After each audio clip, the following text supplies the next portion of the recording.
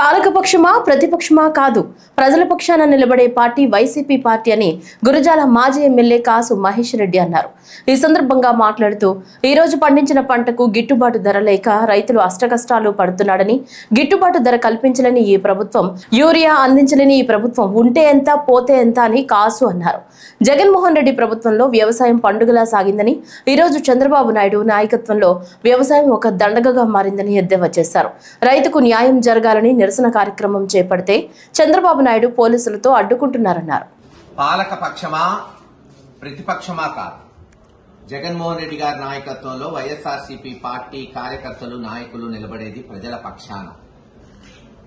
పాలక పక్షం అధికారంలో ఉన్నప్పుడు ప్రజల పక్షాన నిలబడే అనేక సంక్షేమ కార్యక్రమాలు, అభివృద్ధి కార్యక్రమాలు చేశాం.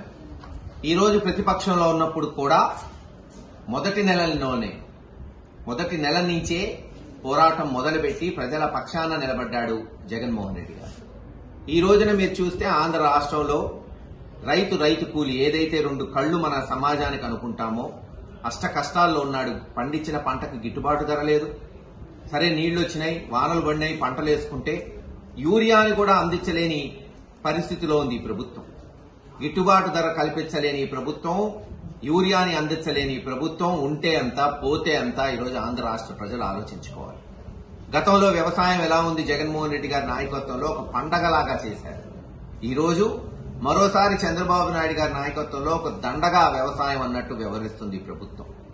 ఇస్తానన్న అన్నదాత సుఖీభవ పోయిన సంవత్సరం ఎగ్గొట్టారు. అంటే ఒక్కొక్క రైతుకి దాదాపు 20,000 బకాయి ఉంది. ఈ సంవత్సరం ఎప్పుడు ఇస్తారో తెలియదు, అంతంత మాత్రాన్ని ఇచ్చి అదేదో పెద్ద ఘనకార్యంగా చెప్పుకుంటున్నారు.